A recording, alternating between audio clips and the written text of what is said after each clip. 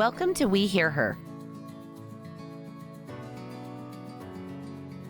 I am Erin Trenbeth Murray. And I am Jennifer Bean. We're here today with another amazing woman who's sharing her story and insights to lessons learned. Hello, everyone. I'm Jennifer Bean. I am the Director of Fundraising at the Success in Education Foundation, and I also work a lot with the Women Who Succeed initiative. Today, I'm here with Brandy Vega.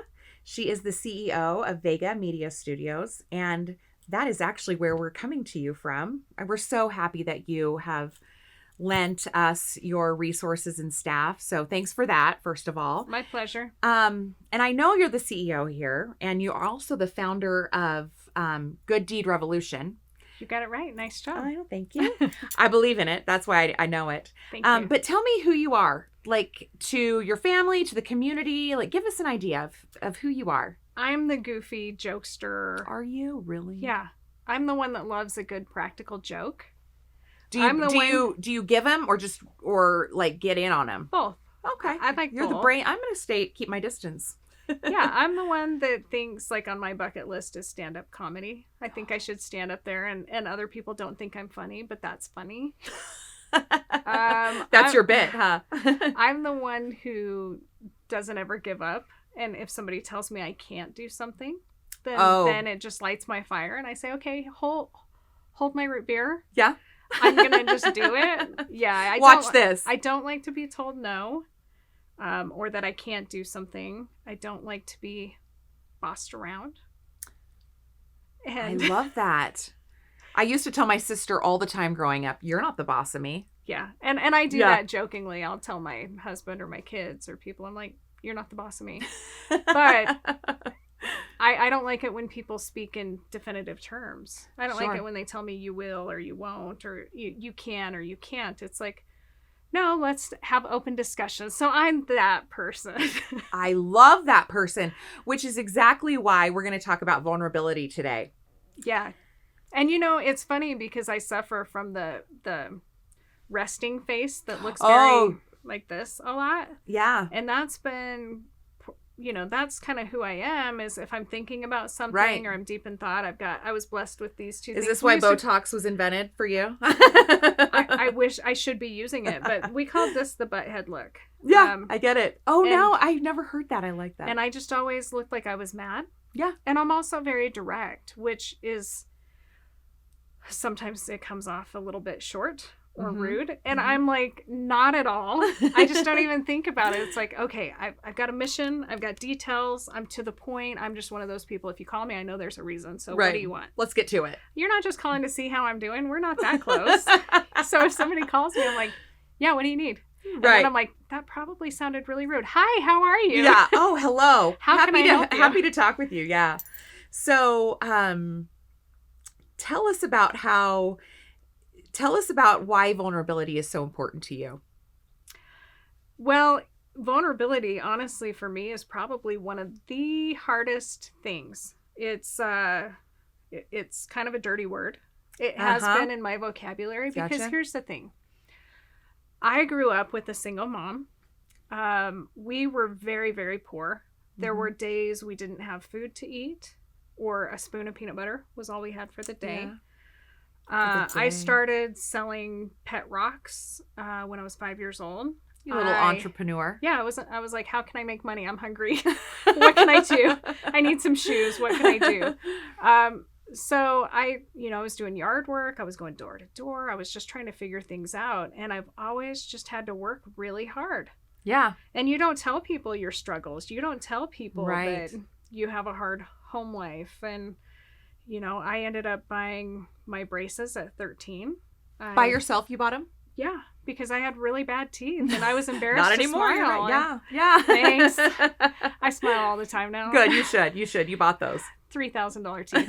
Well, $3,500 at the time, but right. Anyway, no, it was one of those things where if I wanted something, I had to work for it, and I had to work really hard. Sure. And my mom is a beautiful, hardworking, incredible person, and she had kind of a hard life too, and didn't end up finishing high school, and she worked 3 jobs to support us, and they were kind of minimum wage jobs. And we just always saw her working. We never took charity, and we never took welfare. It was Right. like she was too proud for any of that. Right. She was going to take care of us no matter what it took. Right. And it took 3 minimum wage jobs. And then we still, me and my sister were getting jobs and doing things. And so we always just worked hard. And I wanted to go to college, Mm-hmm. but I didn't know how I was going to do that. Sure. I wanted to be a news reporter. That was my dream from the time I was 10 years old. Like, Oh I was my God. watching TV and I thought, that's what I want to do. Yeah. They get to tell they look good. They get to tell stories. That sounds so cool. I love that you already saw them as storytellers. Yeah. Right. Most That's- people wouldn't recognize that. That Yeah. was my dream. So I started doing that in junior high and high school. I was on the media teams and we moved around a lot. So I bounced around. I was always the new kid. Girls hated me. Boys liked me. It was just this bad. And I always was like fighting and trying to make friends. Right. And Right. you look at those experiences at the time and you're like, this really sucks. But then as you grow up, you realize the lessons that were taught. You're learning. Yeah. I ended up graduating from West Jordan High School in 95. I was class of 96, but I graduated 6 months early to join the Army. Joined the Army as a broadcast journalist and public affairs specialist. You stuck to your guns on what I you did. wanted to do. Yeah. I went in, I did all my testing, and they go, wow, you had to score over a 90% to get into the public affairs and media department. Well, I had basically 5 different tests, and I kept thinking, I didn't care. If I don't pass this test, I won't join. If I don't pass, I won't join. I didn't really care. And I kept passing all my tests, and the recruiter came and he goes, wow, you did so great. I could get you in as a fighter pilot. He goes, you're the right size. You've got the aptitude. You scored high enough. And he's like, do you want me to sign you up? I said, I don't want to be a fighter pilot. Are you serious? No way. I just want to be a broadcaster. Right. He goes, do you know how many people are dying to be a fighter pilot? That's I was what like, I was gonna exactly, dying. Not me, Not not me. one of them. I just want to tell stories. Right. I want right. to look cute on camera. You don't look cute on camera in the military because you're You're in covered a up. uniform. And- Yeah. But I did that. It was awesome. Got to interview a lot of people, but that wasn't easy. Sure. Being a female in the military, And you were young. and I was very young. There was a lot of sexual harassment. I saw it firsthand. I went through it. There were investigations, but I was always one of those people where no matter what happened, I was going to win. Like, you're not going to bring me down. You're not going to change this. I'm never going to be a victim, because I always felt like you can use things as a crutch, or you can use them kind of like as a, Catapult. a catapult. And that's what I wanted to do. I was like, okay, I'm not going to deal with this.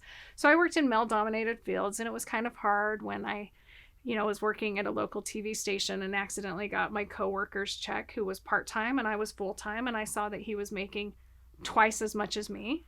For half the work. For half the work.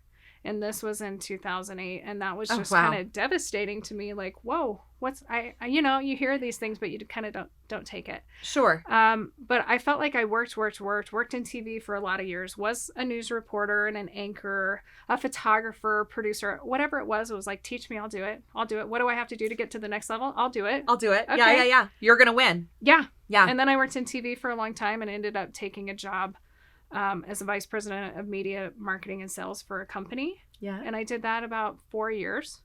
And then I opened my own company. And it's like, you work so hard to build something. And I didn't really know what I was doing. And I didn't have support. Yeah. Like, I didn't have anyone, helping me out. Right. But that's okay. That was my life. I was going to say that's what you learned to do. Mhm. So that was comfortable maybe for you, or familiar at least. Yeah. Familiar at least. We've talked about vulnerability, you and I, before.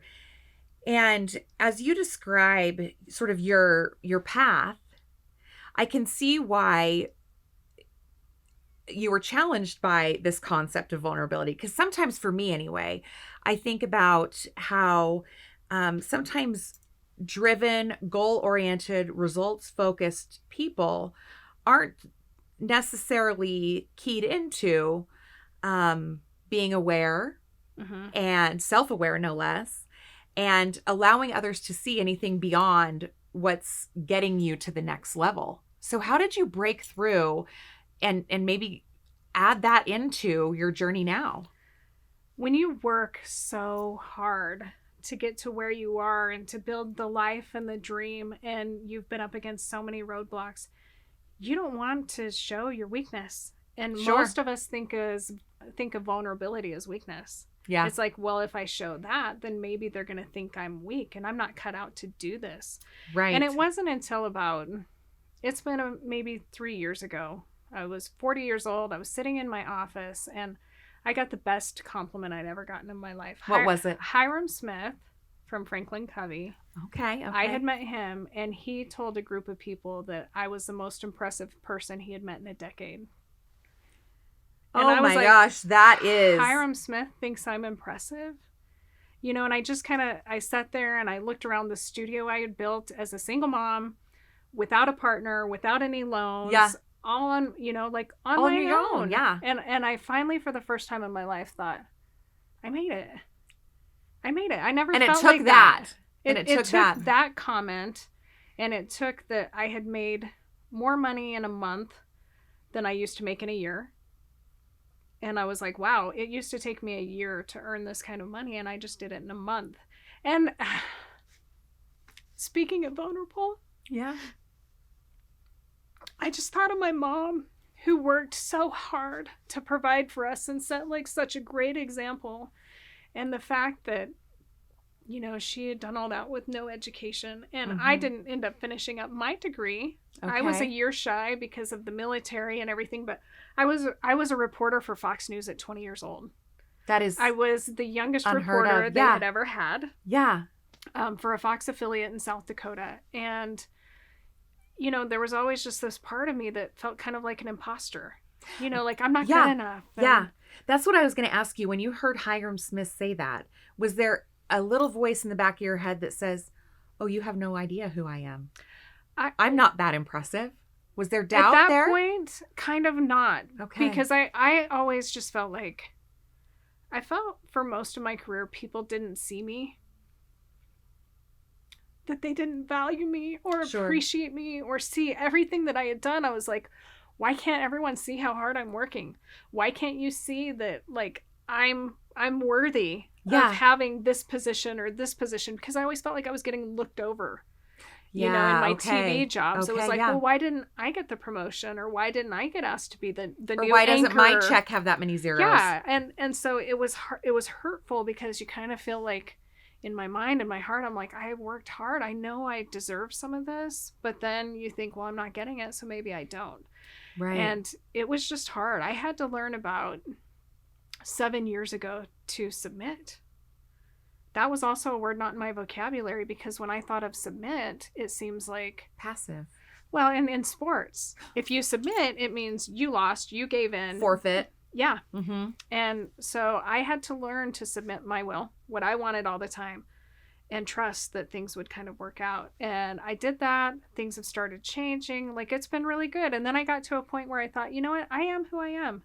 Yeah. I've worked really hard, and there's been so much that I've done. And there's been some hard times over the last few years. And I have been more vulnerable because it's hard to create, the authenticity and the real true relationships and that you need in business if people don't feel like they can trust you, and trust is rooted in vulnerability. Right. And courage. Yeah. I think often about the courage it takes to simply be who you are. Yeah. Because one thing that you skip over is you skip over vulnerability when you choose to be who someone needs you to be. Well, and I realized that being vulnerable and being open didn't mean that I was a failure. It didn't mean that I was a disappointment. It didn't mean that I didn't achieve all the things I achieved. It just meant that there were also some hardships that I could now talk openly about. And one of those big ones is what I'm going through right now. And it's my 14-year-old daughter's suicide attempt. February 25th of 2021, she tried to end her life for the second time. And the first time it happened in 2019, she was just 12 years old, and we did not talk about it because I was so afraid that if I say anything, people are going to say this. Maybe if she didn't build her studio, maybe if she didn't adopt that baby from foster care, maybe if she wasn't a surrogate, maybe if she wasn't divorced, maybe all these things. It was personalized. It was your fault. I felt like, you're such a horrible person and such a horrible mother that your child would rather be dead than be with you. And I just It's thought of devastating. everybody judging me and saying, maybe I did too much of this, or maybe I didn't do enough of that. Yeah. And so the first time, I mean, my 12-year-old didn't want to talk about it. Neither did I. We kind of pushed it aside. But then when it happened in February of this year, Yeah. I asked for help from my network of people, and it went viral, and I've been talking about it. And I was flooded with hundreds of messages from other successful women and men and kids saying, I've gone through this, I'm dealing with this. And I feel like being vulnerable has allowed me to have deeper connections I think that's than I would have ever had. Yeah. But it's scary. It's terrifying. It's terrifying. I don't ever want anyone to see me cry. Crying in front of people is And probably, you just did it on camera. I know, it's probably like the scariest thing in the world for me, because then they think I'm weak. My makeup's going to run. My lip quivers. I look horrible. They're judging my facial expressions right now. And it's the dumbest thing. Like, I honestly didn't, I had gained about 10 pounds during the pandemic. Yeah. And KSL TV was asking me to come on and talk about my daughter's story for suicide prevention and to try to help with it.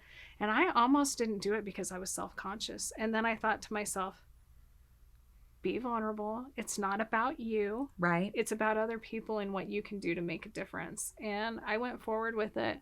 And I literally had 2 people message me and say that our story saved their kid's life. And I just think beautiful. if I had been so prideful and maybe not humbled myself or been a little bit more vulnerable, 2 kids might be dead. Oh, that's such good perspective. Yeah. Such good perspective.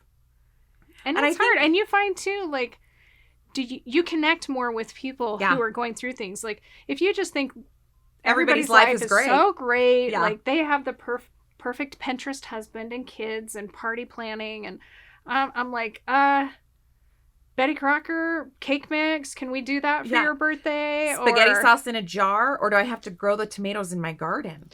Yeah. and I just, you sometimes feel like such a failure, but I find that the people that I connect with the most and when I feel the best are the people who are going through something. Right. And they're not afraid to share it. I mean, especially recently, we've gone through and there's been like some Silicon Slopes events where the CEOs of these big major companies are talking about mental health. And it's creating a safe space where we can say, you can be a CEO or an executive or a mom, or you can be whoever you are and still deal with heartbreak and with suicidal children. Right. Or cheating spouses or business failures or mental divorce. Health. Like, it's okay to, it doesn't define you. Live your life out loud. Right? Yeah. Yeah. And I think too, the one thing that keeps us from connecting is when we're not able to be our true self. Right. Because we're afraid. And it takes that courage to move forward and give others permission to do the same. Well, people don't feel comfortable opening up to someone who doesn't share.